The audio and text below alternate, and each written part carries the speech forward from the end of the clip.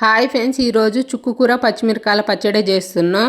Video అన్నది చూడండి. చుక్కుకూర మంచిగా కట్ చేసుకొని వాటర్లో వేసి కడిగి జల్లిబుట్లు వేసుకొని పెట్టుకోండి. పచ్చిమిరకాయలు అనేది తీసుకోండి. ఒక గిన్నె పొయ్యి మీద పెట్టేసి కొంచెం వాటర్ వేసేసి పచ్చిమిరకాయలు అనేది వేసుకోండి. వాటర్లో మంచిగా ఉడికిపోవాలండి. 3 టమాటాలు తీసుకొని కట్ చేసుకొని పెట్టుకోండి. పచ్చిమిరకాయలు అన్నది మంచిగా ఉడికిపోయిన తర్వాతకి టమాటాలు అన్నది వేసుకోండి. టమాటాలు కూడా ఉడకాలి. కొంచెం పసుపు వేసుకోండి. కొంచెం సాల్ట్ వేసుకోండి. వేసి కలుపుకోండి. మంచిగా 2 మగ్గిన తర్వాతకి మంచిగా మగ్గిపోవాలండి. 2 టమాటాలు పచ్చిమిరకాయలు అన్నది మగ్గిపోయిన తర్వాతకి చుక్కు కూర అన్నది వేసుకోండి. ఇప్పుడు వేసుకొని మంచిగా కలుపుకోండి. కలిపి మగ్గనియండి. ఉడికిపోయిద్ది, ఉడకనియండి. ఉడికిద్ది, ఇలా ఉడకాలి. పొయ్యి మీద ఉన్నప్పుడే చెంచుతోని ఎనుపుతూ ఉండాలండి. అప్పుడు పచ్చిమిరకాయలు అన్నది మెత్తగా అవుతూ ఉంటాయి. ఏడికి ఇలాగ ఎనుపుకోండి. పప్పు గుత్తితోనైనా ఎనపొచ్చండి.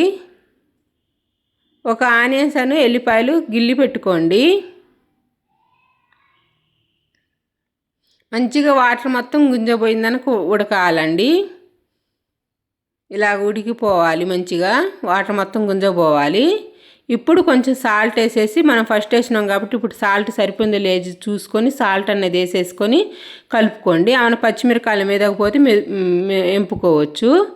కొంచెం కళాయి పెట్టేసి కళాయిలో ఆయిల్ వేసేసి ఎండుమిర్చి, ఎల్లిపాయలు, ఆనియన్స్ వేసుకోండి. కొంచెం జీలకర్ర వేసుకోండి. కొంచెం పసుపు వేసుకోండి. కొంచెం తాలింపు గింజలు వేయండి. వేసి కలుపుకోండి. కొంచెం కరివేపాకు కూడా వేసుకోండి. కరివేపాకు వేసేసి కలుపుకోండి. తాలింపు అన్నది వచ్చిన తర్వాతకి చుక్కుకూర పచ్చడి అన్నది తాలింపులో వేసుకోవాలి. ఇప్పుడు మొత్తం చుక్కుకూర పచ్చడి మొత్తం తాలింపులో వేసుకోండి. వేసుకొని మంచిగా కలుపుకోండి. మొత్తం కలిసేటట్టు కోసేపు మగ్గనియండి. 2 నిమిషాలు. 2 నిమిషాలు మగ్గితే అయిపోయినట్టే అండి.